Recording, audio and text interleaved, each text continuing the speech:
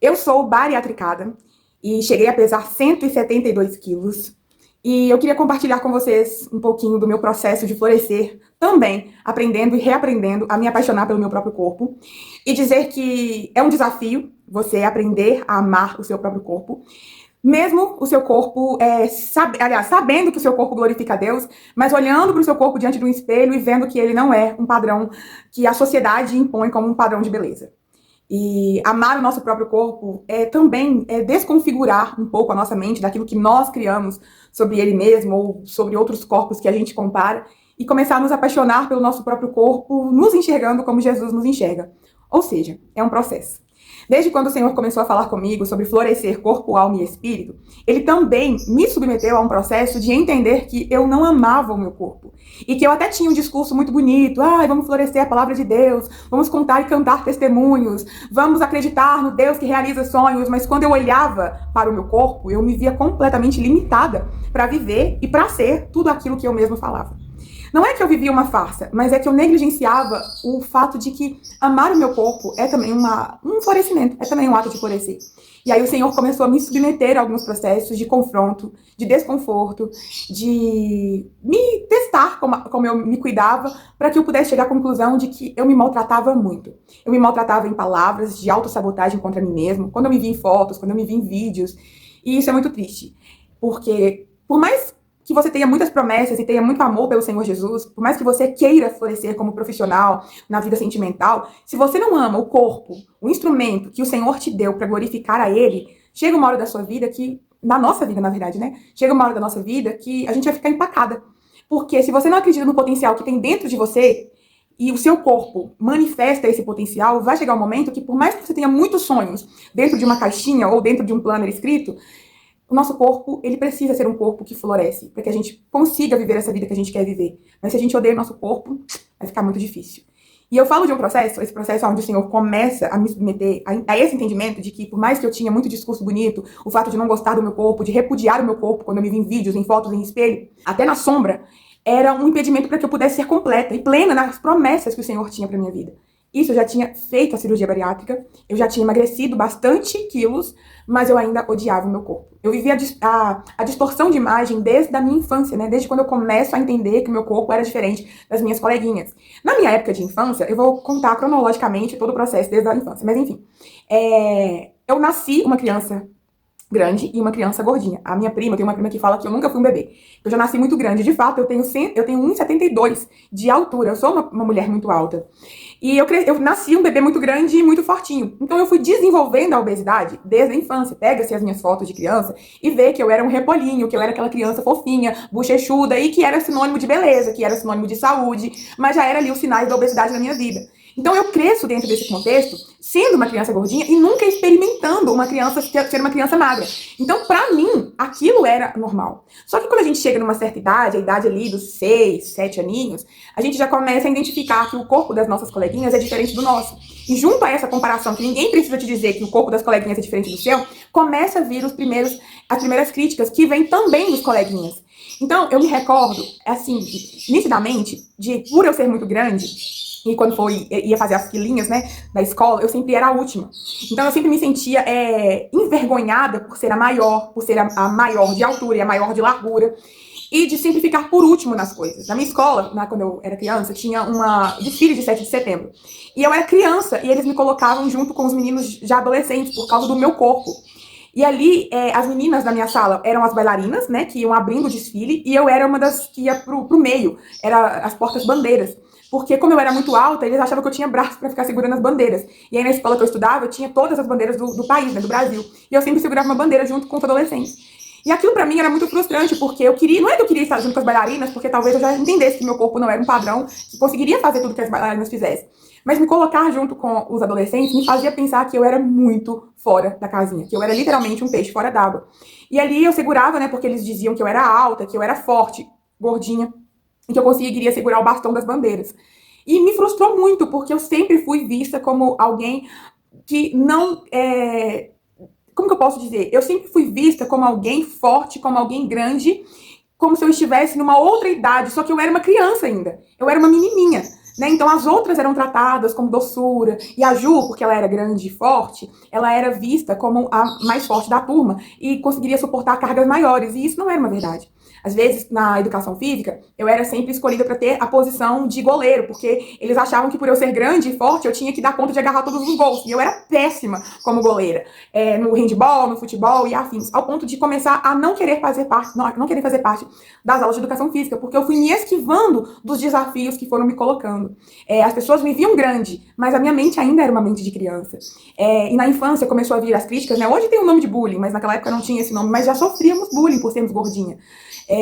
Eu lembro que eu tinha um coleguinha que ele era muito meu amigo, mas do nada ele se revoltou contra mim e ele ficava falando, né, apelidos pejorativos. E às vezes ele falava assim com os meninos: ai, você é namorado da Ju. Ficava brincando com os outros meninos que eles eram meu namorado, tipo assim, você é namorado da gorda. E os meninos ficavam com raiva e queriam, tipo, brincar de bater nele. Não, ela não é minha namorada. E ali, gente, de tanto ouvir isso desde a infância, eu interpretei na minha mente até a vida adulta que eu não era digna de ser amada, que por ser gorda, as pessoas que se possivelmente interessassem por mim teriam vergonha do meu corpo. Então eu cresci acreditando que eu não era digna de ser amada porque eu era gordinha, de tanto que eu ouvia na infância que ser meu namorado era uma brincadeira ruim, era algo pejorativo. E quem aquele menino dizia que eles eram meu namorado, eles brigavam, tipo assim, não me associa a essa menina gorda. Então, desde a infância, eu vim gerando traumas, sabe? Na minha família, na minha casa, a minha mãe, o meu pai, minha família de uma forma geral, sempre me amaram. Eu nunca tive diferença entre as minhas primas, porque eu era muito amada na minha família. Só que quando a gente começa a crescer, o amor da família não consegue nos proteger de tudo, né? A gente vai pra escola, a gente vai pra festinha dos amigos, a gente vai pra especial, né? O van que nos busca em casa nos leva pra escola. Então a gente começa a ter convívios sociais fora do vínculo familiar que o amor da nossa família não nos protege. Então, assim, eu era muito amada na minha casa, na minha família, mas lá fora eu comecei a viver os traumas. E os meus pais nunca souberam, né? Eram outros tempos, gente. Não tinha psicóloga na escola, psicólogo era coisa de gente muito chique. Então, assim, pra lidar com aqueles primeiros traumas que eu tava vivendo, não tinha ninguém pra contar, não tinha ninguém pra confidenciar. E era algo que a gente ia levando como uma normalidade. Então, eu cresci uma criança gordinha desde a infância. Eu já tinha muita dificuldade pra achar roupas, pra achar sapatos. Então, quando eu ia comprar alguma roupa, eu tinha lá 8 anos, as minhas roupas já eram idade de 14, 16 anos. E aí, quando eu cheguei nos 14, 16 anos, as minhas roupas já eram roupas masculinas. O meu sonho de consumo, hoje, gente, quando eu vou comprar calça jeans, eu tenho vontade de sair comprando todas as calças, porque hoje eu consigo servir em umas, né? Não em todas, mas eu consigo achar calça jeans hoje. Minha vontade de comprar um monte de calça jeans, de andar com calça jeans o dia inteiro. Por quê? Quando eu era criança, eu amava as calças jeans, e quando eu ia vestir, as calças não serviam em mim. Então eu tinha que usar calça jeans masculinas, porque eram numerações maiores. A gente tá falando de um tempo, de alguns anos atrás, que não tinha moda plus size. A moda de gordinhos era a famosa blusa 4 buracos, né? As 2 mangas, o pescoço e a parte de baixo. Não tinha modelo, não tinha cor, não tinha nada. Então, eu tinha 14, 15, 16 anos, eu tinha que vestir as roupas que me servissem e que eram roupas de aparências velhas. Então, eu andava como uma velha. E aquilo era muito difícil pra mim. E aí, a minha mãe, sempre a minha mãe, ela começou a criar a ideia de mandar fazer roupas. Então, eu via roupas nas revistas, né? Capricho, Atrevida, Tudo Tim, e que eram as revistas de adolescente, e a gente pedia a costureira para poder fazer a roupa. Só que a costureira era aquela tipo de costureira assim, expectativa e realidade. A minha expectativa era que a roupa ficasse de uma forma e a costureira fazia de outra, porque também ela não tinha muita habilidade para poder fazer. Então, por mais que a mãe achou uma alternativa para que eu pudesse andar bonitinha, as mãos da costureira eram bem limitadas. Então, no corpo das... o meu corpo também não era o corpo das modelos, né? Então, eu via o corpo das modelos de uma forma e na minha realidade eu via de outra forma. Então, aquilo continuou sendo frustrante. E eu fui crescendo, né? Chegando ali da infância para adolescência. E na infância eu sofri todos os tipos de limitações. Eu lembro que teve uma vez, 2 vezes específicas, que teve uma excursão na escola e eu não fui. Eu não fui porque, uma vez, era num clube e eu tinha muita vergonha de colocar biquíni na frente dos meus amigos, maior no caso. E como eu já sofria, né, toda aquela retaliação do corpo, de ser a gordinha, me chamavam de baleia, de orca. E eu não fui nesse clube. Era uma gincana que a minha sala tinha ganhado de prendas. E eu tinha levado muitas prendas, muitas. Minha mãe era muito competitiva e ela tinha um comércio na época, então ela doou muitas prendas pra essa gincana e a gente ganhou. E na hora do prêmio eu não quis participar do prêmio porque era um clube. A premiação era um clube e eu simplesmente não fui. Minha mãe ficou esperando, tipo, até ontem, no caso, o dia que seria o dia do clube, pra eu poder ir, e eu não falei com ela que dia que era, eu simplesmente não fui. E uma outra vez também, que eu não fui numa excursão de escola, foi que nós iríamos pra uma cidade histórica aqui em Minas Gerais, cidade de Tiradentes, e andaríamos de um trenzinho dentro das grutas. E eu fiquei com muito medo do trenzinho não me comportar e eu também não fui. E eu fiquei gente, desejando fazer essa viagem. Inclusive, até hoje eu não fui. E toda vez que eu vejo, né, as grutas, eu falo, nossa, eu quero ir numa gruta, porque ficou, sabe, dentro do meu coração aquela vontade de ter ido naquela gruta, mas por medo do meu corpo não suportar entrar dentro daqueles trenzinhos que andava dentro das grutas, eu não fui. Então, desde criança, eu fui convivendo com as limitações do meu corpo, com as comparações que eu mesma fazia, que as outras pessoas faziam. Eu fui uma criança que fui muito rejeitada pelas coleguinhas de escola. Por eu ser gordinha e grande, elas sempre me viam como o patinho feio. Então, eu não tinha um grupo de amiguinhas, né? Sempre tinha um grupo de amiguinhas que elas se juntavam ali para poder lanchar na hora do recreio. Eu não tinha. Eu lanchava do lado da professora, porque era a única pessoa que me aceitava. Então, eu sempre fui muito rejeitada por ser um corpo diferente. E isso ficou muito nítido durante todas as fases da minha vida, desde a infância, passando para a adolescência. Quando eu chego na adolescência, vem as fases dos amores, né? A gente começa a apaixonar pelos colegas de escola e tudo isso muito em silêncio. Eu sempre me silenciei porque eu cresci tendo essa ideia de que ser associada com um rapaz era vergonha pra ele. Então, pra preservar o rapaz, eu nunca contava que eu tinha me interessado por um coleguinha de sala. E veio as limitações, questões de roupas, eu sempre fui muito vaidosa, continuei com muita dificuldade, né, de achar roupas. Até então, da infância até a adolescência, os meus problemas com a obesidade eram referentes a roupas, aos bullying, às limitações do corpo, né, as dificuldades de me aceitar em turma. Quando chego na adolescência, esses problemas se estendem, né? As dificuldades de achar roupa, em um período na qual eu já era mais, já estava mais gordinha, então a roupa se complicava, tanto a roupa quanto o sapato, era muito difícil achar sapato pra mim. Além da numeração ser grande, né? E era um tempo que o número 39 era muito difícil de ser achado, tinha também toda a questão de que nem todo 39 servia no meu pé, porque meu pé era muito gordinho. E cheguei na adolescência, veio esse conflito dos amores, né? Que a gente começa a desejar os coleguinhas, a ter esses primeiros namoricos na mente. Os meus amores eram platônicos, né? Só eu amava por dois. E com esse medo, né, de confessar que eu gostava de alguém, que eu tinha me interessado por alguém, e comecei a me tornar a amiga de todo mundo. Eu sempre, no jardim de infância, na primeira infância, eu tinha essa dificuldade de socializar, porque era muito nítido que as meninas me excluíam por eu ser maior, por eu ser gordinha. Essa é a palavra certa, vamos maquiar as coisas não. Na adolescência, eu já inverto o jogo, então eu me torno a amiga de todo mundo. Eu faço daquele meu problema da primeira infância uma solução, então eu vou ser amiga de todo mundo. E aí eu fazia os trabalhos em grupo praticamente sozinha, eu ajudava os meninos a colar nas provas, eu fazia várias coisas, levava lanche pra todo mundo, porque eu queria ser amada pelas pessoas, então eu sempre coloquei na minha cabeça que eu tinha que fazer algo em troca por aquilo. E ali eu começo a ser aceita, mas não porque as pessoas gostavam de mim, mas porque elas se beneficiavam daquilo que eu fazia em prol delas. Então eu me torno amiga de todo mundo, e com muita facilidade eu me torno a amiga dos meninos, né? Então eu era a amiga que fazia os trabalhos, que ajudava os meninos, que fazia a ponte entre os meninos e as meninas, eu era esse pombo correio, tudo isso pra quê? Pra ser aceita. E era muito triste porque às vezes eu tava interessada em um menino e ele virava pra mim e falou assim, nossa, manda esse recadinho pra fulana de tal. Aí eu tinha que fazer o pombo correio do menino que eu tava gostando com a outra menina. Mas ele não podia saber. E tudo isso foi gerando na minha mente, parece conflito de criança, conflito de adolescente, mas tudo isso foi criando na minha mente que eu tinha que amar em silêncio. E que eu não era digna de ser amada, porque alguém ser visto comigo seria uma vergonha pra ele. E eu tive um conflito muito grande dessa questão de ser amada em público, né? Eu não aceitava isso. Mas eu queria ser reconhecida por todo mundo, então eu me torno amiga de todo mundo. Então, as limitações da infância, da adolescência, começam a se estender, né? O que era pequenininho na infância começa a se agigantar na adolescência, porém agora com agravante. Eu começo a ter alguns problemas de saúde. Então, eu fui aquela adolescente que suava muito, transpirava muito. Eu já comecei a ter seios muito cedo, então os meninos olhavam pro meu corpo e via que o meu corpo já era um corpo mais maduro. Então, o fato de ter seios ainda ali na transição da infância para adolescência também se tornou motivo de críticas. Os meninos invadiam, né, esse processo de feminilidade com muita agressividade. Então, o fato de começar a crescer seios me deixava me sentir uma alienígena. Porque eu olhava para outras meninas e elas não tinham nada, eram retas, e eu comecei a ter seios. Eu menstruei muito cedo, por causa, né, da questão toda ginecológica, que o sistema vai amadurecendo muito mais rápido. E eu me sentia, assim, completamente um peixe fora d'água daquelas meninas.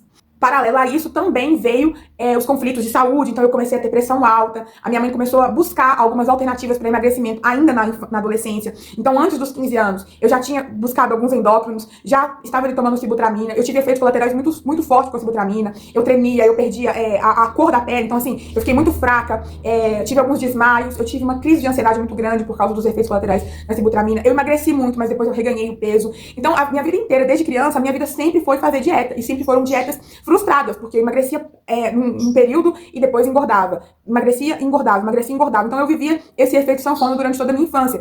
Porque a minha obesidade, ela era tratada como alimentação. Nunca foi vista como um problema biológico, um problema genético, um problema de saúde, de fato. A obesidade na minha vida, naquele momento, hoje tem muitos estudos sobre a obesidade, a gente consegue identificar os multifatores da obesidade, né, as causas da obesidade, mas naquela época não, era tratado somente a raiz, né, então tá gordinha, faz dieta e emagrece. Então eu tentei fazer aula de axé, eu tentei fazer natação, hidroginástica, academia. Eu fazia hidroginástica com uma amiga minha, gente, que era muito engraçado. A gente saía de hidroginástica e parava na padaria e comprava um saco de pão de queijo. Então, assim, eu era uma criança, gente, uma adolescente. E adolescente naquela época não era maduro como é hoje também, né? Então, por mais que eu tinha lá meus 12, 13 anos, a minha mente ainda era muito infantil, porque nós éramos muito infantil. Então, foram muitas tentativas, a minha vida inteira, gente. Eu tô falando de uma vida inteira tentando emagrecer. Eu tô falando de uma vida inteira tentando fazer dietas, de uma vida inteira tentando ser disciplinado em uma atividade física. E nunca tive um bom êxito, nunca tive um bom resultado. Minha mãe me submete, né? Minha mãe não. A gente começa a buscar alternativas para poder emagrecer naquele tempo, me submeteu a vários tratamentos, passei por inúmeras nutricionistas bobas, nutricionistas horríveis, mulheres que eram muito invasivas. Aos meus 15, 16 anos eu fui fazer um tratamento com psicóloga para poder identificar as causas, né, da minha obesidade, e eu fui para dentro de um consultório com uma mulher, lembrando, 14, 15 anos, nós tínhamos uma idade, mas a mente ainda era muito infantil, eram outros tempos, e eu fui fazer uma terapia com essa mulher e ela me encheu de perguntas muito, muito, muito duras, se eu era virgem, se eu tinha namorado. Então, para mim, aqueles assuntos eram assuntos muito tabus, e ela foi entrando com uma série de perguntas que foi assim, me oprimindo, e eu odiei aquela terapia, não quis ir mais. Eu achei que foi muito agressiva, né, pro nível da minha mentalidade. E eu odiei fazer terapia. Eu tive uma resistência com psicólogas, com terapias durante muitos anos da minha vida, porque a minha primeira experiência como psicóloga foi horrível. Então eu saí dali me sentindo pior ainda, porque eu menti pra ela, na verdade, né? Eu dizia que eu não era virgem, que eu tinha namorado e afins. Ela me fazia perguntas mais específicas, eu não sabia responder. Com certeza ela não entendeu que eu tava mentindo, mas eu saí dali pior do que eu entrei, porque ela me oprimiu a responder algumas coisas que eu ainda não tinha vivido, de experiências como mulher, e eu me sentia culpada por não ter experimentado aquilo ainda, porque eu era gorda. Então eu saí pior do que eu entrei. E aí, a minha adolescência foi gerando mais traumas ainda, mais bloqueios ainda, porque eu fui crescendo em peso, né? Eu fui aumentando o peso. Quando eu tava chegando perto dos 15 anos, minha festa de 15 anos estava sendo organizada, eu precisava pesar, né? Pra poder... eu nem lembro pra quê, gente. Eu sei que eu fui pesar no auge dos 14 para 15 anos, e eu já tinha passado a casa dos 3 dígitos. Eu tava com 105 quilos. E aquilo pra mim foi muito difícil, porque eu comecei a lidar com a minha verdade, né? Até então, era só questão das roupas, era só questão de ser diferente das coleguinhas, mas quando eu já tinha ali 14, 15 anos, eu comecei a compreender que as coisas não estavam tão boas assim pro meu lado. E aquilo foi muito frustrante. Eu lembro que pela primeira vez, eu comprei um caderno na papelaria, e o peso era impresso, né? A gente pesava, pagava, colocava uma ficha, e o peso saía impresso no negócio e colei. Peguei uma foto minha e colei o peso. E desde aquele dia eu comecei a minha luta contra a obesidade, eu mesma. Até então era minha mãe, que me levava para os médicos, que me auxiliava naquele processo todo. Com muita delicadeza, ela nunca dizia pra mim assim, você tá gorda. Minha mãe nunca disse isso. Você tem que emagrecer. Ela sempre me levava no médico para esse processo de emagrecimento como se fosse um clínico geral. Então foi muito leve o que a minha mãe me submeteu a viver nesse processo de emagrecimento. Por mais que eu era submetida a alguns processos duros, né, como o uso de remédios para emagrecer, a sibutramina foi uma dessas, ela fazia tudo ser muito leve. Mas quando eu chego ali na casa dos 14, 15 anos e que eu lido com a casa dos 3 dígitos, 105 quilos, eu transformo aquele processo em meu processo. E ali eu começo a ser dura comigo. Eu começo a fazer umas dietas malucas, umas dietas que não tinham bons resultados, ou tinha resultados, eu conseguia emagrecer algumas gramas, alguns quilos, e depois eu engordava tudo de novo, porque eu não conseguia. Eu fazia um esforço danado, a semana inteira, o mês inteiro. Quando eu subia na balança, eu tinha emagrecido 500 gramas, 600 gramas, no máximo 1 quilo. E aquilo pra mim era frustrante. Então eu já voltava pra casa frustrante. Poxa, não valeu de nada o meu esforço.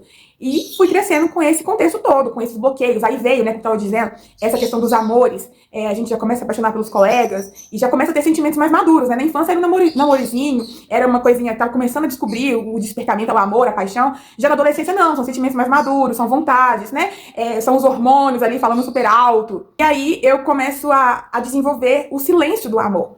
E ver que muitas vezes eu cheguei a compartilhar com algumas pessoas, algumas vezes, certo desejo, né, que eu tinha. Nossa, eu acho fulano bonito, eu gosto do fulano. E aí as minhas, entre aspas, amigas ouviam eu falar aquilo e começavam a observar o fulano. e iam lá e ficavam com fulano que eu falava que eu gostava deles. Só que como eu tinha aprendido a ficar tão em silêncio, e como eu tinha me tornado a amiga da turma, eu fingia que não era comigo, fingia que não tinha acontecido nada e mantinha a minha amizade com os dois, tanto com a menina quanto com o menino. Por quê? Era a minha forma de permanecer perto dele, era a minha forma de amá-lo em silêncio. E aí eu fui desenvolvendo outros traumas em relação à vida sentimental. Por quê? Eu coloquei na minha mente que qualquer pessoa que eu me interessaria, se eu apresentasse ela para uma amiga, ele ia se interessar por ela. Então, eu preferia ficar em silêncio, não contar pra ninguém, não expor pra ninguém a minha vida sentimental, porque eu criei esse medo. Se eu me apaixonar por alguém, ele sempre vai preferir a minha colega, ele sempre vai preferir a minha amiga, porque era isso que eu vivia. Toda vez que eu contava pra uma amiga que eu tinha interesse em um rapaz, ela ia lá e pulava na minha frente. E o detalhe é que elas eram magras. Eu era gordinha.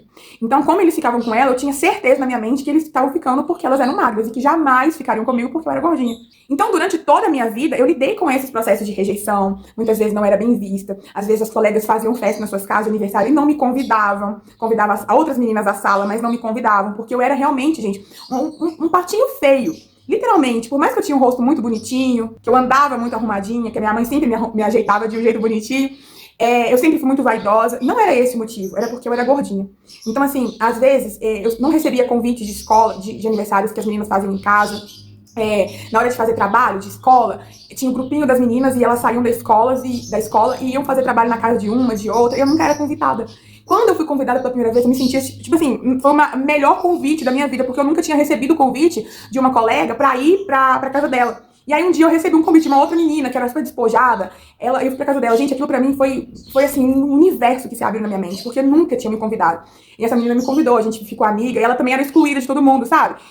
As meninas não gostavam dela, porque ela vestia de preto, ela era bem black, assim. E aí juntou as duas rejeitadas e a gente se tornou amigas. Então ela ia pra minha casa, eu ia pra casa dela. E ali eu comecei a lidar com as pessoas que também eram rejeitadas. Então o meu grupo era o grupo dos improváveis. Sempre foi o grupo dos improváveis. Desses meninos que tinham dificuldade de aprendizado. E ali eu começava a ensinar os meninos matemática, eu ensinava os meninos geografia, porque eu tinha muita facilidade de aprender as matérias. E o meu grupinho começou a se tornar o grupinho da dificuldade, né? Que tinha dificuldade de aprendizado. As meninas que também eram rejeitadas. E ali eu comecei a ser a líder, a rejeitada que era líder dos demais, dos improváveis. Gente, é muito real isso. Então eu ajudava os meninos a fazer trabalho, a estudar algumas coisas, a gente ficava depois da escola, nós nos tornamos amigos, eu me tornei ali a líder dos improváveis.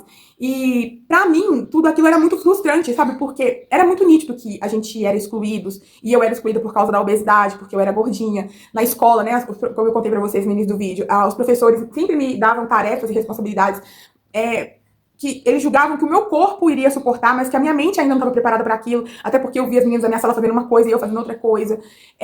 Eram questões das pessoas denominarem a gente, fulano aguenta porque ela é forte, porque ela é grande, porque ela é alta. E foram me dando algumas responsabilidades que a minha mente não suportava, que nunca perguntaram, você quer fazer? Simplesmente me mandavam fazer. Então, eu fui crescendo com todos esses paradigmas, da adolescência para a vida adulta, veio desenvolver mais problemas, problemas hormonais, eu suava muito, né, então eu tinha odor, eu comecei a usar sutiã muito cedo, eu comecei a menstruar muito cedo, eu comecei a usar alguns desodorantes muito cedo, então eu levava desodorante dentro da Samsonite, não vai lembrar dessa época, e um dia os meninos viram o desodorante dentro da Samsonite, começaram a me zoar por causa do desodorante. Gente, eram situações que, eu falo assim, na minha época não tinha bullying, na minha época tinha bullying, senão eu não tinha, posso fazer nada, mas na minha época eram processos duros que a gente vivia ali. E fui passando, né, da infância pra adolescência pra vida adulta, tudo isso, a vida inteira tentando fazer dieta. A minha vida, gente, se resume em tentar fazer dieta, em tentar emagrecer. Não houve uma fase da minha vida até hoje, que eu não me lembre, que eu não tento emagrecer. Mesmo depois da bariátrica, mesmo depois de ter chegado num peso X. Eu nunca consegui chegar numa meta que eu falasse assim, nossa, agora eu tô no corpo que eu quero. Até porque depois da bariátrica, a gente vai chegar lá ainda, teve um excesso de pele, né? Eu não fiquei com o corpo da Giovanna Antonelli, que era o pôster que eu tinha dentro do meu caderno de metas. Eu tinha o corpo da Giovanna Antonelli ali gravado no meu caderno, porque eu queria ter um corpo como dela. Eu me julgava que eu tinha que ser como ela. E só na vida adulta, minha mãe continuando ali comigo nos processos, me levando a inúmeros médicos, me submetendo a inúmeros medicamentos, exames e afins, eu passei mal uma certa vez e fui pro médico e aprovei que essa médica fosse uma médica muito excelente. E ela falou com minha mãe assim, mãe, a senhora já pensou em fazer a cirurgia bariátrica dela? Eu tava ali com uns... Eu já tava maior de idade, eu tinha uns 18 anos. E a mãe foi me acompanhar e... Não, mentira, eu tinha 17. Tinha 17 anos. Eu ainda não podia, não tinha cogitado a ideia da cirurgia bariátrica ainda por eu ser menor de idade. E aí a médica começa a falar com minha mãe que eu poderia operar com aquela idade, porém eu tinha que entrar na justiça, alguma coisa assim, que tinha que ter a assinatura da minha mãe, mas que era possível, não era algo impossível não, operar menor de idade. Só que eu tava próximo a fazer 18 anos. Então, assim, até tudo em bom andamento, até a cirurgia sair, eu já teria 18 anos, então seria tranquilo. O primeiro assunto foi esse, de entrar na justiça para que eu ter alguns trâmites assim, para que eu pudesse operar e fazer bariátrica. Então, foi a primeira vez que a gente escuta falar sobre a bariátrica. E o coração da minha mãe, tipo assim, desapontou. Nossa, é a solução da minha filha, cirurgia bariátrica, vamos correr atrás, e afins, e afins, e afins. Foi uma consulta periódica, eu tava, sei lá, com sinusite, e ela viu o meu peso, viu a minha altura, viu que eu tinha, né, um padrão de biotipo muito exagerado pra minha idade, e ela começa ali a trazer à tona a primeira pauta da cirurgia bariátrica. Ela me faz os encaminhamentos para alguns médicos específicos, eu consigo ser levar os meus papéis, né, de exames para o SUS, porque era uma consulta do SUS, e ela começa a dar pra gente os caminhos. Olha, você vai no posto, vai fazer isso, do posto aquilo, do posto tal isso, vai receber um telefonema, vai pra fila do SUS, enquanto ela foi nos dando direcionamento que até então era um tabu. A gente voltou pra casa, eu, tipo assim, aérea na situação, era muito imatura ainda, a minha mãe que começa a pegar na frente e correr atrás. Então, a minha cidade é uma cidade metropolitana de Belo Horizonte. E aí a gente descobriu que as cirurgias bariátricas da minha cidade demoravam muito e de BH eram mais rápidas. Então a gente mudou o endereço da minha casa. Gente, eu vou contar todos os detalhes. Ai, Ju, não pode fazer isso. Fizemos. Minha mãe mudou o endereço da minha casa, né? Colocou no endereço da casa do meu tio, que ficava, do tio do meu pai, que ficava próximo da nossa casa, mas já era região de BH. E a gente foi mexendo os pauzinhos, gente. Sabe por quê? Quando você tem um propósito, minha mãe sempre fala isso, você precisa começar a pensar assim, eu tô aqui e eu quero chegar lá. E vai começando a pensar em alternativas pra chegar lá. Porque muitos não tem como, não tem jeito, você vai ter. Só que você precisa chegar lá, então seu foco é lá, e não é aqui onde você tá. Então minha mãe falou com ela mesma, minha filha precisa operar. Quais vai ser as métricas que eu vou ter que usar? Minha cidade não consegue ter a cirurgia, então eu vou mudar de casa. Minha mãe falou assim, na época, nós vamos mudar, nem que a gente tem que mudar. A gente aluga uma casa durante um tempo em outro lugar, mas a gente vai operar ela. Só que aí ela teve essa ideia mirabolante, que é um risco, viu, gente? Hoje em dia é muito mais arriscado. Naquela época, eram as primeiras pessoas que estavam fazendo isso, depois foi descoberto. Hoje, realmente, é muito mais improvável disso acontecer, mas faz ainda as pessoas. Mas, naquele tempo, ela foi lá e pegou o endereço da casa do meu tio, mudou o nome dela de um tanto de coisa e colocou o endereço num posto de saúde em Belo Horizonte. E aí eu fui submetida pra Santa Casa. Quando eu entrei na Santa Casa, minha mãe, nossa, ufa, agora deu certo. Agora a gente pode voltar para o endereço de casa, porque você já tá aqui dentro. E, de fato, foi assim mesmo. Eu estive ali dentro, fui submetida à equipe, né, de cirurgia bariátrica. Eles me encaminharam para a fila do SUS, me encaminharam para a equipe multidisciplinar, como psicólogos, fisioterapeutas, nutricionistas. E eu fiquei na fila do SUS durante 2 anos. E fazendo tratamento com psicóloga. Eu tinha medo de psicóloga, lembra que eu tinha tido uma psicóloga péssima nos meus processos de emagrecimento? E aí eu não queria fazer a terapia com psicóloga, só que quando eu fui, eu me apaixonei pela psicóloga e pela psicologia, porque ela era muito doce, ela me tratou muito bem, ela me deu, assim, conselhos que eu levo até hoje, foi ela que falou comigo, porque ela era especializada em bariátrica, né, em pós-bariátrica e antes da cirurgia. Então a gente conversava muito sobre meus bloqueios, sobre os meus traumas, sobre a espera da bariátrica, sobre o processo de emagrecimento, sobre os bloqueios, sobre os traumas, sobre tudo, com muita leveza, com muito amor. Aí era a Ana Carolina, assim, um doce de pessoa, ela foi o oposto da outra psicóloga. Eu tive uma nutricionista também, tudo isso porque eu não sei como tá hoje na fila do SUS, mas era parte, né, do protocolo do SUS, que enquanto nós estivéssemos na fila de espera, nós fazíamos esses processos com a equipe, enquanto o médico pedia exame, acompanhava os exames, porque eu ainda era muito nova, né? Eu já tinha passado para a maioridade, mas ainda era muito nova. E a bariátrica, naquele tempo, ainda era um tabu. Então, quando a gente falava de bariátrica com alguém, todo mundo falava assim, eu conheço alguém que morreu, eu conheço alguém que fez e engordou de novo, eu conheço alguém que fez e passou mal. Era muita burocracia, era muito preconceito com a bariátrica ainda na época. E aí a fila do SUS começou a demorar, porque a gente achou que, né, que iríamos fazer a consulta num dia e 3 meses depois iríamos operar. Não operou. Demorou muito a fila do SUS sair, e aí minha mãe começou a procurar alguns cirurgiões que fizessem a bariátrica particular. A cirurgia custava assim 18 mil, mais outras coisas, 25 mil. Fomos em vários médicos, né, fazer o orçamento, porque minha mãe estava disposta realmente que eu faria aquela cirurgia bariátrica. Isso tudo minha mãe como protagonista e eu simplesmente no plano de fundo. Até então. E aí, a minha mãe foi até o médico, ela foi até o banco para pedir um empréstimo de 25 mil naquela época, para que eu pudesse fazer a cirurgia bariátrica. Foi uma coisa assim, minha mãe estava muito disposta, ela realmente queria, porque eu tava morrendo, gente. Eu já tava na casa dos 18 anos, eu já tava ali no auge dos 150, 160 anos, 160 quilos. Eu tava assim, meu corpo tava todo deformado, sabe? Eu já não tinha mais vontade de fazer muitas coisas, eu continuava vivendo a minha vida, quero até falar disso agora. Eu sempre fui muito animada, eu desenvolvi, né, essa questão de ser amiga de todo mundo para ser aceita, então eu tinha uma vida muito ativa, eu saía, ia pra balada, tinha resolvido esse problema de roupas, né, então se eu precisava de uma roupa, eu ia na costureira e fazia. Eu era muito vaidosa, então eu tinha uma vida muito ativa, mas eu era muito silenciosa com os meus conflitos. Eu não contava para as pessoas o quão triste eu estava, o quão frustrada eu era, o quanto aquilo me fazia me sentir um peixe fora d'água. As pessoas me viam sorrindo, postando foto no Orkut e achavam que tudo era muito bonito, que a minha vida era muito perfeita, que a obesidade não me trazia nenhum tipo de bloqueio. Só que eu tinha os meus bloqueios. E talvez a minha mãe visse, né, eu chorando quando eu não achava roupa, chorando quando eu me sentia... A minha mãe viu os bastidores da minha vida. Né? As pessoas estavam de fora, nossa, Ju é feliz, mesmo sendo gordinha. E uma coisa que eu odiava ouvir das pessoas, nossa, você é linda de rosto. Aquilo fazia eu me sentir pior ainda com o meu corpo. Se as pessoas tentavam me elogiar, elas até podiam, sei lá, achar que estavam me ajudando, mas eu odiava quando eu recebia esse elogio, porque era a sentença de que meu corpo não valia nada, de que meu corpo era feio, de que meu corpo era horroroso. Então eu me olhava no espelho, eu me odiava, eu não gostava de tirar foto, eu me tornei a fotógrafa da turma. Mas não tiravam foto de mim porque eu não gostava, né? E era muito triste pra mim ali no auge dos 18 anos, na adolescência, né? Desde a adolescência até essa fase de muitas conquistas. Então eu comecei a me privar. A mãe queria que eu fizesse um curso de computador, né? De digitar, essas coisas assim. E eu não queria fazer, porque eu tinha vergonha de descobrir coisas novas. Eu tinha vergonha de chegar em ambientes novos. Pra mim, era muito cômodo estar num ambiente de escola que eu já conhecia todo mundo. Difícil era mudar de escola. E aí eu começo a viver alguns conflitos de mudanças, mudei de escola, a mãe me introduz a alguns cursos e eu começo a me sentir muito desconfortável, porque meu corpo era sempre uma vergonha pra mim. E aonde eu ia, meu corpo estava presente, né? Literalmente. Mas eu tinha muita vergonha de conhecer coisas novas. Então todo mundo foi avançando, fazendo cursos, curso de inglês, de espanhol, que na época era de computador, que na época era muito normal, e eu não queria. Eu queria viver só o meu mundinho, porque eu tinha vergonha de ir em lugares novos, de conhecer pessoas novas. E aí a mãe vendo tudo aquilo, ela assume essa responsabilidade. Não, você vai emagrecer. Se é isso que tá te impedindo, a gente vai reverter essa situação. E ela começa a correr atrás e eu, tá bom. A bariátrica pra mim era irrelevante, sabe? Tipo assim, eu não tinha noção do que a bariátrica poderia fazer na minha vida até então. Até que um dia eu fui comer cachorro quente com uma amiga. E lembrando, gente, continuei vivendo muitos conflitos sentimentais.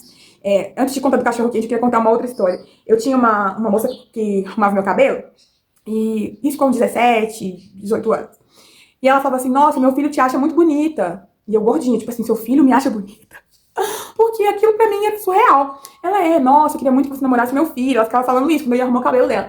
Quando ela ia arrumar o meu cabelo. E aí um dia eu cheguei numa amiga minha e virei e falei, nossa, fulana, a dona Talzinha falou que o filho dela me acha bonita e ela tá lá falando pra eu poder namorar com ele. Contei isso pra uma amiga minha. Gente, a menina não começou a fazer cabelo lá na dona Talzinha pra poder cercar quem que era o filho, conhecer quem que era o filho e ficou com o filho dela. Aquilo pra mim foi muito frustrante, porque eu comecei a entender que algumas amigas, entre aspas, muitas vezes queriam se afirmar melhor em cima de mim. Então, quando eu abria meu coração e falava assim, nossa, eu tô interessada em fulano de tal, elas iam lá e ficavam com fulano de tal pra, tipo assim, pra provar, pra mostrar, sei lá, acredito que seja isso, que elas eram melhores do que eu. E elas conseguiam me fazer entender que eu sempre seria deixada pra trás, que os meninos sempre prefeririam as meninas mais magras, e parece que elas faziam questão. E não foi uma vez, não foram alguns casos isolados, foram várias vezes com pessoas diferentes que isso aconteceu. Então eu fui desenvolvendo esse pensamento de que eu não era digna de ser amada, e sim para as minhas amigas, que eu sempre ia perder para as minhas amigas. E aí teve um belo dia, eu fui comer um cachorro-quente com uma colega minha, e quando a gente sentou na cadeira do cachorro-quente, a cadeira se abriu e eu caí, a cadeira quebrou. E tinha uma viatura de policial nesse negócio de cachorro-quente, e os policiais que me ajudaram a levantar. Gente, aquilo pra mim foi o pior dia da minha vida. Todo mundo olhando, a cadeira esborrachando, o cachorro quente pra um lado, e a polícia vindo me ajudar a levantar. E aí eu literalmente fingi demência, falei que eu não sabia o que tinha acontecido, fiquei com muita vergonha. Eu comecei a viver alguns conflitos sozinha, sabe? Tipo assim, que me deixava muito desconfortável, como passar em roleta de ônibus. Eu fiz uma viagem uma vez pra Cabo Frio, e o ônibus de Cabo Frio tinha tipo um corredor, assim, né? Em BH, as roletas eram só uma roleta, mas em Cabo Frio tinha um corredor. E aí eu fiquei atolada no corredor do ônibus de Cabo Frio. Então aquela viagem pra mim acabou. E eu tinha muita vergonha de tudo, vergonha de usar biquíni, vergonha de usar certo tipo de roupas. Tudo pra mim, assim, foi se tornando um inferno, sabe? Eu fui vivendo algumas realidades com o meu corpo de forma terrível. E esse dia que eu caí no cachorro-quente foi pra mim o pior dia da minha vida. Eu cheguei em casa muito triste, eu peguei meu caderno, né, que eu tinha ali anotado todos os meus sonhos que eu queria que meu corpo fosse, as fotos da Giovanna Antonelli, as minhas fotos, né, que eu tinha colocado ali a fichinha, né, com o meu peso, já na casa dos 105 quilos. Então, toda vez que eu pesava, eu colocava o meu peso dentro desse caderno. Nesse dia eu cheguei, tinha as medidas, né, quanto que eu pesava, quanto que media o busto, essas coisas, eu tinha tudo anotado ali. E nesse dia eu cheguei e anotei assim, quero fazer a cirurgia bariátrica. Foi quando eu, de fato, me posicionei para querer viver a cirurgia bariátrica. E comecei a orar. Eu lembro que eu cheguei nesse dia no meu quarto, me ajoelhei no chão. Tinha muitos anos que eu não orava a Deus, eu estava desviada naquela época. Mas eu cheguei e coloquei meu joelho no chão e falei, Jesus, eu quero operar. Eu quero operar. E aí eu começo a orar. Eu lembro que eu orava assim, Deus, essa cirurgia é cirurgia de gente grande, mas me abençoa, me põe na fila do SUS. E aí foi onde eu inverto todo o jogo. Agora eu quero. E aí a internet ainda era discada, né? Mas ainda já tinha YouTube e tal. Eu ia pro YouTube ficar, para o Google, ficar vendo antes e depois das pessoas que tinham emagrecido na cirurgia bariátrica. Então eu me apaixonei por aqueles antes e depois. Eu comecei a idolatrar o meu corpo, tipo assim, a criar uma expectativa de que meu corpo realmente ficaria perfeito, de que eu iria emagrecer, de que tudo daria certo, minha vida mudaria de um dia pro outro, que Deus me abençoaria ainda naquele mês pra cirurgia bariátrica, só que demora 2 anos e meio na fila do SUS. Foram 2 anos e meio de processos, foram 2 anos e meio de consultas. Eu fiz muitas tentativas de emagrecer, porque a nutricionista me ajudava, né? Pra já minha mente preparando para o pós-bariátrica. A psicóloga fazia comigo as terapias falando, olha, você vai emagrecer, mas pode ser que o seu corpo não chegue no padrão que você quer, o seu biotipo é um biotipo diferente, você é uma pessoa grande, você é uma pessoa larga, vai ter o excesso de pele, vai ter ali as cicatrizes, então ela foi me ajudando. Tem gente que vai operar a bariátrica e só pega o laudo, né? Vai em uma consulta só e pega o laudo. Eu não podia, eu tinha que fazer o tratamento, era protocolo do SUS, o tratamento durante todo o processo de espera e um pouco depois. Então, durante esse tratamento, esse processo de espera, eu fui muito bem assessorada, tanto pela minha psicóloga quanto pela nutricionista do SUS na época, que a gente fazia realmente acompanhamento mensal, tipo assim, todo mês eu tava lá batendo carteirinha, porque se eu não participasse dessas sessões, eles poderiam me barrar. Hoje eu não sei como é que é o SUS, não sei se ainda tem esse protocolo, mas na época era. Se eu tivesse 3 faltas, eu era barrada. Então, não podia faltar de jeito nenhum. E elas começaram a me ajudar. A minha nutricionista era como se fosse uma psicóloga. A gente não falava de dieta, a gente falava sobre adaptação alimentar.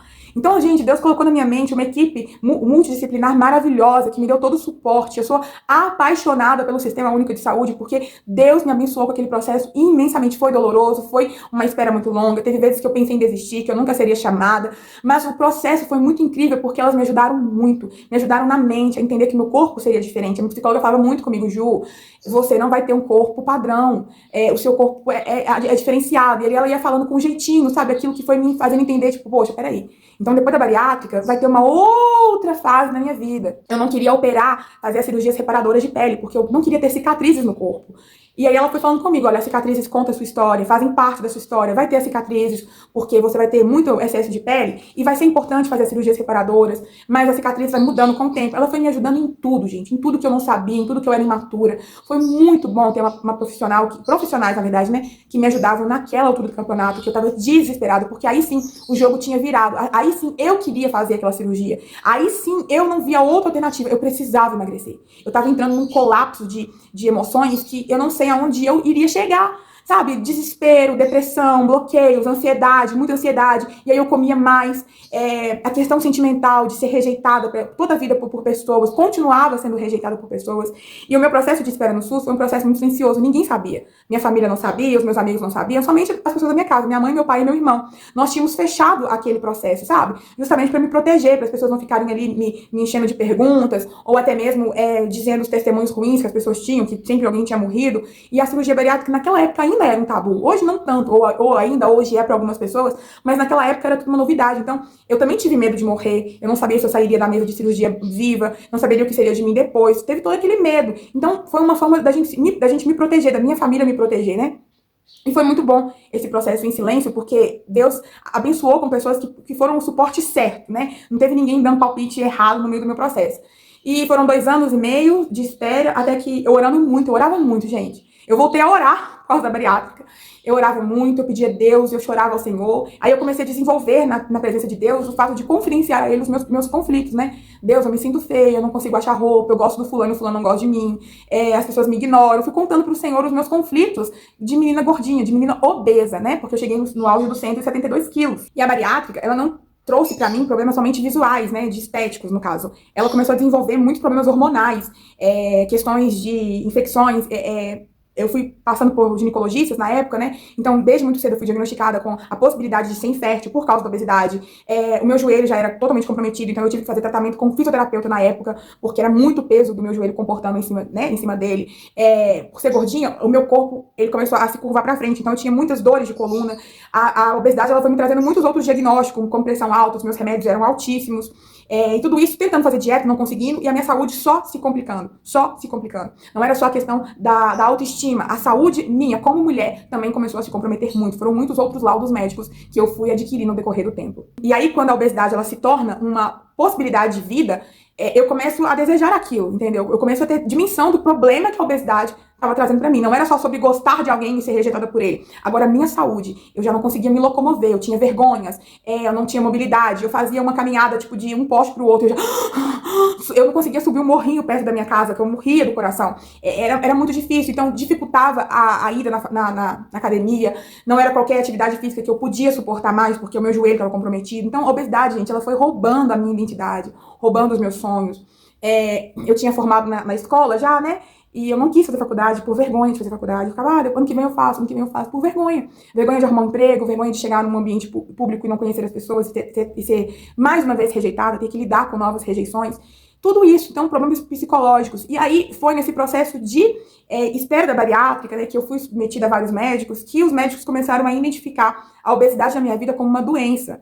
A primeira coisa que nós precisamos identificar, eu acho que eu vou falar isso no outro vídeo sobre o reganho de peso, mas nós precisamos identificar quais são as causas da obesidade na nossa vida. Na minha vida, a obesidade a vida inteira foi sendo tratada como um problema de raiz, tipo assim, corta o alimento X, substitui o macarrão por isso, por aquilo, e como se fosse a dieta, o que de fato é verdade, a reeducação alimentar, a atividade física, elas são remédios para a obesidade. Mas precisava-se buscar a causa do porquê que eu era obesa. E foi no meu processo de espera da bariátrica que os médicos começam a submeter a inúmeros procedimentos e começam a descobrir multifatores dentro de mim, como fatores genéticos, como fatores biológicos, como fatores de fisiologia do meu próprio corpo, né? Fui diagnosticada com hipotireoidismo, ou seja, meu metabolismo é muito lento, o que explicava o muito esforço e pouco resultado. Então, a cirurgia bariátrica, ela foi uma alternativa necessária para o padrão de vida que eu tinha e também para o diagnóstico de obesidade que eu tenho. A obesidade na minha vida é uma doença. Eu sou doente. E a vida de reeducação alimentar, de atividade física, ela é um tratamento para a minha doença, ela não é a solução da minha doença. Então, às vezes, eu tô falando com pessoas que o seu fator de causa da obesidade seja o fato de que você entrou em depressão e se alimentou muito. Então, pode haver algumas intervenções que você consegue estabilizar o seu corpo, voltar para o seu corpo, porque a sua causa é tomar um remédio, a sua solução seja tomar um remédio, ser submetida a outro tratamento. Mas no meu caso, a vida inteira eu tratei a obesidade somente com alimentação e aquilo não resolvia, porque eu tinha uma doença. Eu precisava de uma cirurgia, eu precisava de uma intervenção mais radical no meu corpo, caso contrário, eu não iria conseguir, gente. A bariátrica, ela veio pra minha vida no tempo oportuno, no tempo certo de tudo, porque eu não sei o que teria sido de mim. A minha saúde já estava totalmente comprometida. E aí eu oro muito, 2 anos e meio de espera, de expectativa, já pensando que Deus tinha se esquecido de mim, que aquilo nunca iria acontecer na minha vida. Até que um belo dia eu recebo uma ligação, e era o meu médico falando, minha equipe médica maravilhosa, e ele falando assim, Ju, tem uma vaga, tem uma desistência, e você opera na sexta-feira, tudo bem? Aí eu, tudo bem, lógico que tudo bem. Isso era uma quarta-feira, eu tive 2 dias, 1 dia e meio praticamente, pra poder arrumar minha mala, pra poder arrumar pijamas, e eu não conseguia achar pijamas, porque eu era muito gordinha, então ela me correu na costureira, mandou a costureira fazer os pijamas pra mim, porque eu iria operar daqui um outro dia, a costureira fez os pijamas de um dia pro outro. Compramos os remédios coagulantes, anticoagulantes, né? A meia de compressão para as pernas, tudo isso assim de um dia para o outro. E operei. Na fila, gente, para poder operar, na espera, né? Na salinha, eu orava muito. Deus, se eu morrer, Deus, se eu morrer, Deus, se eu morrer. E Deus enviou meu médico, o doutor André. E ali ele ficou comigo, sabe? Segurando a minha mão. Eu era muito jovem, gente. Eu fui uma das pacientes mais jovens. Eu fui a paciente, até então, naquela época, eu fui a paciente mais jovem a operar pela minha equipe médica. Então, depois que eu operei, eles fizeram todo um estudo de caso comigo, né? Pegavam as minhas fotos, eu me tornei motivo de palestra. Meu nome, minhas fotos rodaram por vários lugares porque eu era muito nova. E a minha cirurgia tinha sido um sucesso, né? A cirurgia bariátrica, ela conta que é sucesso posteriormente, não porque a pessoa sai viva da cirurgia, não, mas é o sucesso depois. Então, assim, eu tive uma perda de peso muito significativa e eles amavam ver aqueles resultados e eu me tornei realmente um objeto de pesquisa, de estudo e de palestras. Nem sei aonde minhas fotos foram chegar. Faço a cirurgia bariátrica, tenho um bom resultado, uma grande perda de peso nos primeiros meses. Sofri muito na bariátrica, viu, gente? A minha bariátrica foi a de corte, que o SUS ainda não tinha. Já existia a de pontinhos, mas o SUS ainda era somente a de corte. Passei muito mal, porque o corpo da gente está acostumado a comer um certo tipo de quantidade, né? De receber um certo tipo de vitaminas. E depois, na primeira semana, você só toma copinho de gelatina, enjoei de gelatina. Depois passa pra dieta líquida. Então, assim, como eu tinha feito um tratamento com a nutricionista durante 2 anos e meio, ela já tinha me advertido com todas as fases de alimentação pós-bariátrica. Então, eu fiz muito certinho, muito certinho. Foi um protocolo muito bem feito, muito bem realizado. E eu tive uma grande perda no início por conta desse protocolo de nutricionista. Eu vejo também que muitas pessoas operam e não respeitam a nutricionista dos primeiros meses. Eu fui comer arroz, gente, eu fui comer carne, tipo, 5 meses depois da bariátrica. Eu fui tomar refrigerante não tomei refrigerante ainda, tem 11 anos que eu não tomo refrigerante. Eu fui comer doce 2 anos depois, chocolate 2 anos depois. Então, eu segui muito à risca aquele primeiro protocolo nutricional e eu tive um bom resultado por conta disso. Então, o meu corpo desenvolveu muito bem pós-bariátrica. E a bariátrica me salvou. A bariátrica fez de mim uma nova versão, de uma nova Ju. Eu amava todo o processo de perda de peso, gente. Cada vez que... Eu tinha muita dificuldade de me enxergar no espelho, né? Então, eu me via muito... não conseguia me ver emagrecendo. E aí, a psicóloga falou, Ju, começa a tirar foto e colocar uma foto diante da outra, para você poder comparar visualmente. E por causa da distorção de imagem, né? Eu tinha uma distorção de imagem. Eu era... A distorção de imagem faz você potencializar algo dentro no seu corpo. Então, se você é muito... Se você é gordinha, você consegue se enxergar muito gordinha. Se você é magrinha, você consegue se enxergar muito magrinha. Porque a distorção de imagem, ela potencializa alguma coisa que você não gosta no seu corpo. Então, eu me via muito gorda, mesmo emagrecendo. E aí, ela começa a falar comigo. Não, começa a fazer o comparativo das fotos. Então, assim, eu fui me apaixonando por aquele processo. Só que eu tinha na minha mente o quê? Meu corpo vai ser o corpo da Giovanna Antonelli. E aí, eu precisei me desconfigurar desse processo todo, de que meu corpo não seria o corpo da Giovanna Antonelli. Fui vendo que realmente o meu corpo teria as peles, que eu teria que fazer as cirurgias de reparação, né, retirada de pele. Eu fui me descobrindo no processo da bariátrica. Fui gostando de mim, fui oscilando, né? Às vezes eu gostava, às vezes eu não gostava. Às vezes eu gostava dos meus processos de emagrecimento, mas odiava o excesso de pele. Foi um processo muito de oscilação dos meus sentimentos e principalmente daquilo que eu via dentro do meu corpo. Principalmente pelada, né? Então ali as pessoas começaram a ver, né, as diferenças. As pessoas, nossa, você emagreceu muito, nossa, que bom, que isso, que aquilo. As pessoas queriam perguntar. Algumas pessoas que eram gordinhas vinham até mim, me fala da bariátrica. Eu falava, gente, façam sem medo, procure um médico. Então muitas outras pessoas, depois que eu fiz bariátrica, o resultado foi muito significativo, fizeram bariátrica. Eu me tornei a garota propaganda da bariátrica. E a bariátrica salvou a minha vida. Ela salvou a minha vida, me devolveu saúde. Assim que eu operei, eu não mais tomei remédio de pressão. A minha menstruação, ela sempre foi desregulada, né? Por causa que a obesidade trouxe alguns conflitos. Meu joelho também, ele nunca mais foi o mesmo. Minha coluna também nunca mais foi o mesmo. Então, assim, eu trago as marcas da obesidade no meu corpo físico e também em alguns bloqueios que foram desenvolvendo posteriormente. E eu fui passando por etapas, né? Posteriormente à perda de peso, aí veio outra fase na minha vida, que foi a fase de me aceitar com excesso de peles. Eu já tinha passado pelo tratamento com a nutricionista, com a psicóloga. Ela já tinha me alertado sobre o excesso de peles, que o corpo não seria aquele corpo padrão que eu ainda tinha como idolatria. Mas viver com excesso de peles me foi muito difícil, porque o meu corpo, por mais que eu tinha emagrecido muito, ele tinha aparência de velho. Né? O excesso de pele traz visualmente essa aparência de um corpo velho. Então, eu ainda tenho excesso de peles aqui, olha. Tá vendo aqui? É tudo pele, gente, não é gordura, olha. O meu braço é isso aqui, ó. E foi muito difícil você lidar. O seu corpo emagrece, mas o seu corpo ainda continua com uma outra aparência que não é a aparência que você queria que ele vivesse. É muito complicado.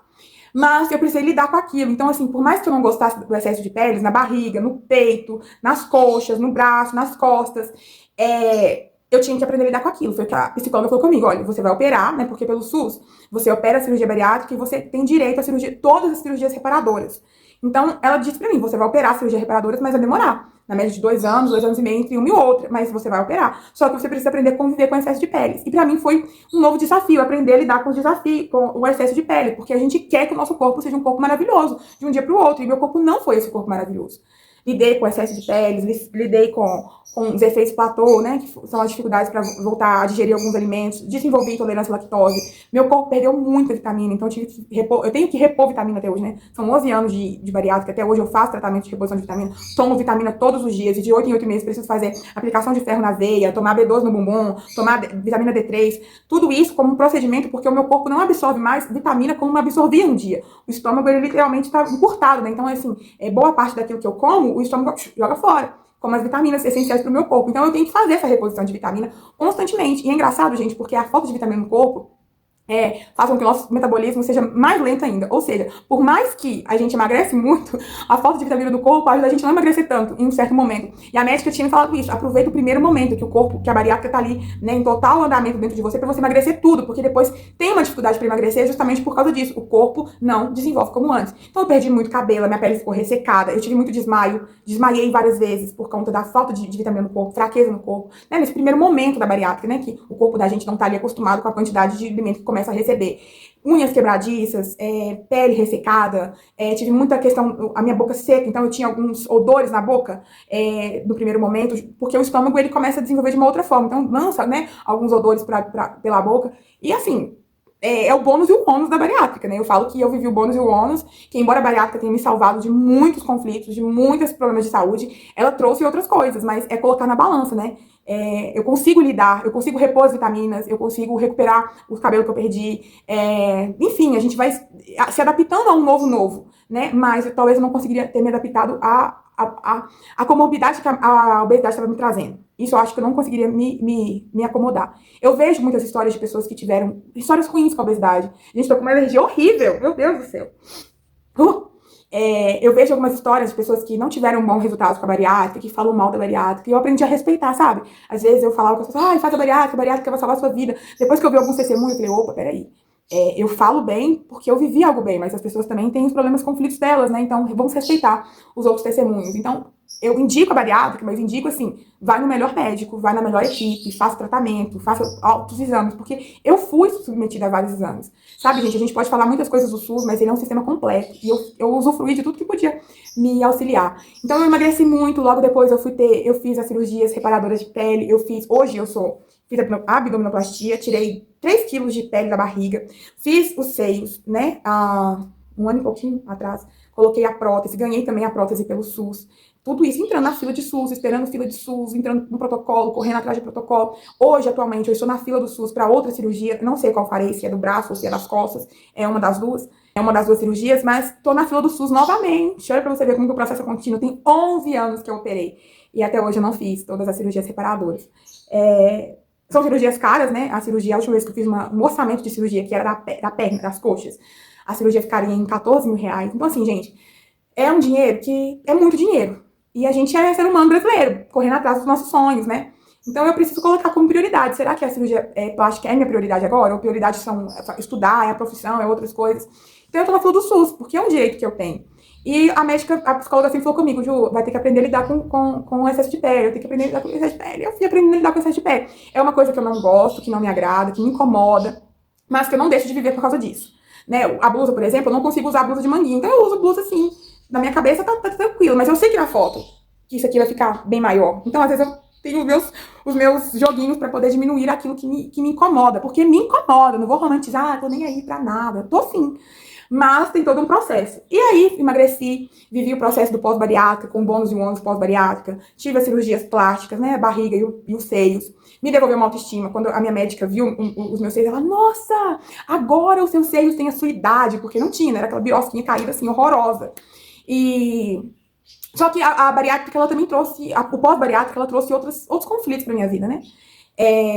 A minha mente não mudou tanto. Eu ainda tinha distorção de imagem, eu ainda odiava o meu corpo, eu ainda tinha dificuldade de aceitação. E desde a infância, né, eu desenvolvi ali essa questão de vergonha de ser amada e pensar que eu não era digna de ser amada.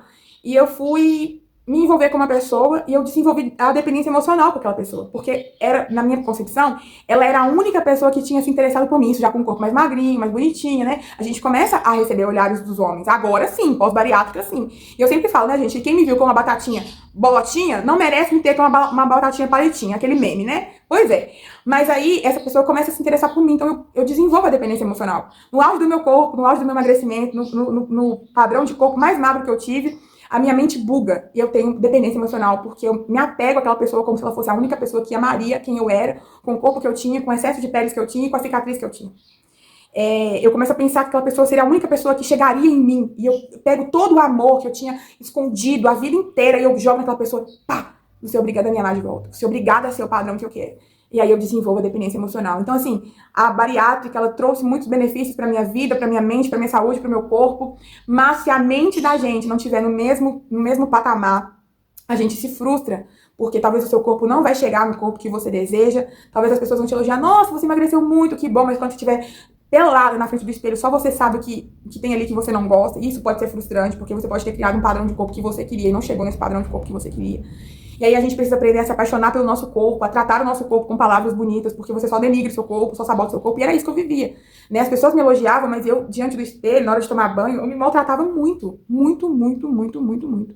Por mais que eu tinha emagrecido muito, já tinha vivido os processos da bariátrica, o meu processo de emagrecimento ainda era muito duro, era muito pesado. Né? O fato de querer cobiçar um corpo e saber que talvez eu não chegaria nele, me fazia eu dizer palavras muito duras contra mim mesma. Então, quando eu me converto, porque esse processo da bariátrica, gente, eu estava desviada da presença de Deus. Quando eu me converto ao Senhor Jesus, é que Deus começa a falar comigo sobre aquilo que eu comecei o vídeo dizendo. Você tem muitas promessas, você tem muitos sonhos, eu posso te florescer muito, mas enquanto você não amar o seu corpo, enquanto você não respeitar o seu corpo, enquanto você não se conhecer, não conhecer o seu corpo, você não vai conseguir ter uma vida plena, porque o seu corpo é o instrumento, é a ferramenta, talvez seja a parte principal da sua vida. E você não ama ele, você não vê ele como um amigo, você vê sempre ele como um rival. É como se eu estivesse em um campo e a minha mente fosse um adversário e o meu corpo outro. Então estava sempre o meu corpo apontando para minha mente que eu era limitada e a minha mente denegrindo o meu corpo. Então, assim, eu tava na mesma vida, mas como se tivesse dentro de mim um campo de futebol e duas equipes. Eu me odiava. E a minha mente dizia o tempo todo, você não vale aquilo que você quer viver, você não merece viver aquilo que você quer viver. Então, é a questão do amor mesmo, né, de me abrir para um amor. Fique em silêncio, não confesse que você gosta de alguém, o rapaz vai sempre preferir as outras meninas. A dependência emocional foi um resquício da minha mente perturbada, né, da minha mente que sofreu muito com os conflitos da obesidade desde a infância, até a adolescência, até a vida adulta. Então, assim, o meu corpo sofreu uma drástica mudança, mas a minha mente ficou ali com os conflitos e com os traumas durante muitos anos. E foi no processo de conversão que o Senhor começa a falar comigo sobre florescer corpo, alma e espírito. Sobre florescer também, cuidando do meu corpo, se apaixonando pelo meu corpo, respeitando o meu corpo, entendendo o meu corpo, acompanhando os processos do meu corpo. Tudo isso em um processo que levaria muito tempo, ou talvez a vida inteira. E aí o Senhor Jesus foi falando comigo, tipo, tira esse paradigma da sua mente de que seu corpo será perfeito e começa a entender o seu biotipo. Começa a desenhar na sua mente o corpo que você é, não o corpo que você quer ter. Para você identificar quem você é. Porque Deus ele não errou em nos conceder o direito de ser quem somos. Mais baixinha, mais magrinha, mais altinha, mais larguinha. Deus fez a gente assim, só que a gente tá o tempo todo nos criticando. E a bariátrica, né, essa vida inteira lidando com a obesidade, gente, eu lido com a obesidade mais tempo do que com o corpo pós-operado. Né? Então, eu trago muitas marcas da obesidade no corpo, na alma, em tudo, em tudo. Então, esse desconfigurar aquilo que eu mesmo projetei pra mim é um processo de aprender e reaprender a me apaixonar pelo meu próprio corpo. É como se pequenos fragmentos, né, fossem sendo revelados sobre mim ao ponto de identificar a minha identidade, de identificar o meu biotipo e aprendendo a gostar de quem eu sou. Só que esse é um processo que leva um tempo e a gente quer que esse tempo seja o mais rápido possível. E eu fui vivendo alguns processos, né, na bariátrica e lutando muito contra mim mesma, ao ponto de chegar um momento frustrada, né, que eu não consegui chegar no patamar que eu queria, eu começo a desenvolver algumas fugas. Gente, é muito engraçado porque o corpo físico da gente muda, mas se a nossa mente não muda também, a gente começa a viver alguns processos de regressão. E o meu corpo mudou muito, cirurgias reparadoras, mas a minha mente ainda bugava, a minha mente ainda me criticava. E ali eu me frustro porque eu começo a viver um processo de reganho de peso. Porque eu não consegui chegar num lugar de identificação que eu pudesse me abraçar. Então eu estava o tempo todo tentando conseguir coisas para poder fugir da minha realidade corpórea. Então eu queria conquistar grandes coisas, grandes méritos, e fui me frustrando, porque se você não ama seu corpo, por mais que você tenha um sonho muito lindo, você vai tentar chegar nesse sonho. Mas se você for alguém inimigo do seu corpo, vai chegar um momento que você vai fazer do seu sonho a sua fuga. E se você for frustrada naquele seu sonho, como eu fui no meu sonho, eu vou descontar na minha fraqueza. Então, eu vou explicar melhor. Eu ainda não amava meu corpo, eu ainda não me aceitava, mas eu começo a desenvolver uma fissura em querer ser muito próspera na minha profissão. E por inúmeros motivos, eu não consegui ser próspera na minha profissão. Por inúmeros motivos, não porque eu era gorda, por causa de nada disso. Porque eu não consegui. Todo mundo, quando vai conseguir tentar fazer um ato de empreendedorismo, pode se frustrar. E aí, quando eu me frustrei, eu fujo da minha realidade, que era lidar com um novo tempo na minha área profissional, e recorro à comida. Eu começo a colocar de novo a comida num lugar de destaque na minha vida. Desenvolvo a compulsão alimentar e vivo o reganho de peso de 18 quilos. E aí, quando eu vivo o reganho de peso de 18 quilos, eu começo a identificar que eu estava voltando para onde eu orei para sair. E eu vou contar em outro vídeo, que vai ficar muito extenso esse, mas eu queria contar aqui o meu testemunho com a obesidade, com a cirurgia bariátrica, com as reparadoras, com o excesso de pele. E no próximo vídeo eu conto sobre o reganho de peso, sobre como foi lidar com o reganho de peso e como foi correr atrás do balde que eu chutei, dessa vez de uma forma diferente e entendendo que os meus processos deveriam ser vividos com Jesus, aprendendo e reaprendendo a me apaixonar pelo meu próprio corpo. Ficamos por aqui e vai assistir o outro vídeo que eu coloquei aqui embaixo.